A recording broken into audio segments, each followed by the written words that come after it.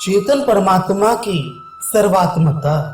श्री महादेव जी ने कहा, ब्रह्म, इस रीत से यह समस्त संसार एकमात्र परमात्म स्वरूप ही है। ब्रह्म ही परम आकाश है और यही सबसे बड़ा देव कहा गया है।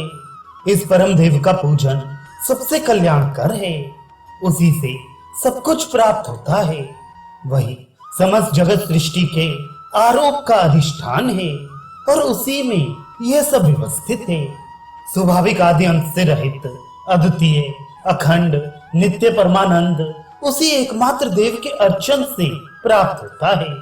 वे सच्चिदानंद कल्याण स्वरूप शिव समस्त गुणों से अतीत और संपूर्ण संकल्पों से रहित है। मुनि, देश और काल आदि परिच्छेदों से रहित समस्त संसार का प्रकाश करने वाला विशुद्ध सच्चिदानंद परमात्मा ही देव कहा जाता है। वही परब्रह्म परमात्मा ओम, तत्, सत इन नामों से कहा गया है। वे स्वभावतः महान, ध्रुव, सत्य स्वरूप है, सर्वत्र संभाव से व्यापक है। वही महान चेतन और परमार्थ स्वरूप कहा जाता है। पाप शून्य मुनि, अरुंधति का और आपका जो चैतन्य तत्व है, पार्वती जी का, मेरा और गणों का जो चैतन्य तत्व है तथा जो चैतन्य तत्व तीनों जगत में परिपूर्ण है। उत्तम मनी तत्वज्ञ लोग उसे ही परम देव परमात्मा समझते हैं। एकमात्र चिन्मय परमात्मा ही इस दृश्य संसार का सार है। इसीलिए सकल सारभूत वस्तुओं को भी सार रूपता को प्राप्त हुआ। वे सर्वरूप परम देव परमात्मा मैं हूँ। ब्रह्मन वे परमात्मा सर्वव्यापी होने से किसी के लिए भी दूर नहीं है, अतः वे किसी के लिए दुष्प्राप्य भी नहीं है। वे शरीर के बाहर भीतर सर्वत्र स्थित है। वही ये परमात्मा चिन्मय, सूक्ष्म, सर्वव्यापी और माया रहित है। देव, दानव और गंधर्वों तथा पर्वत, समुद्र आदि से युक्त ये संपूर्ण जगत उस चैतन्य में स्थित होकर कर्मानुसार उसी प्रकार घूमता रहता है जिस प्रकार जल भंवर में जल।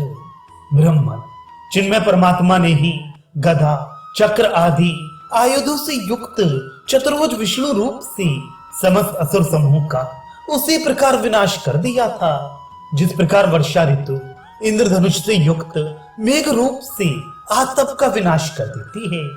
चेतन परमात्मा ने ही वृषभ और चंद्रमा के चिन्हों से युक्त त्रिनेत्र रूप धारण कर गौरी को प्राप्त किया है। चेतन परमात्मा ही भगवान विष्णु के नाभि कमल में भ्रमर के समान ध्यान में तल्लीन एवं वेत्रय रूपी कमलनी का महान सरोवर स्वरूप ब्रह्मा जी का रूप धारण करता है। इसी महाचैतन्य परमात्मा के सकाश से सूर्य, चंद्रमा आदि सदा प्रकाशित होते हैं।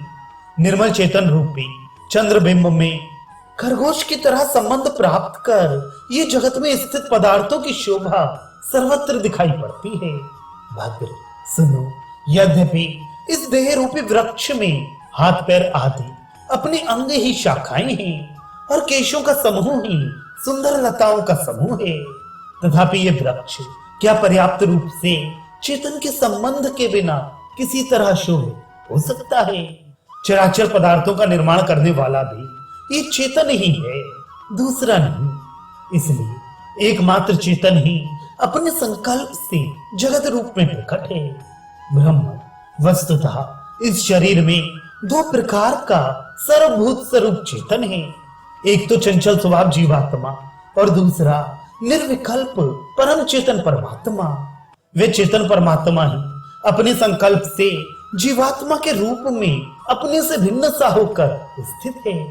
वे चेतन परमात्मा ही अपने संकल्प से आकाश आदि पांच भूतों, शब्द आदि पांच विषयों, प्राण अपान आदि पांच प्राणों और देश काल के रूप में परिणित होता है।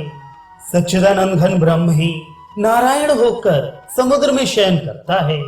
ब्रह्मा होकर ब्रह्मलोक में ध्यान स्थित रहता है। हिमालय पर पार्वती के सहित महादेव जी का रूप धारण कर निवास करता है और वैकुंठ में देव श्रेष्ठ विष्णु का रूप धारण कर रहता है।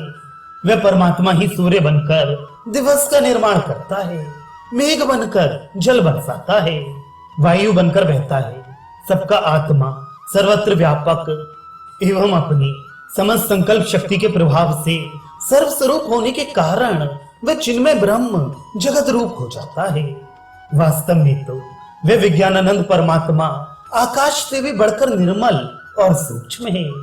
वह परमात्मा जब जब जहां पर जिस भाव से जिस तरह संकल्प करता है तब तब वहां वैसा ही बन जाता है।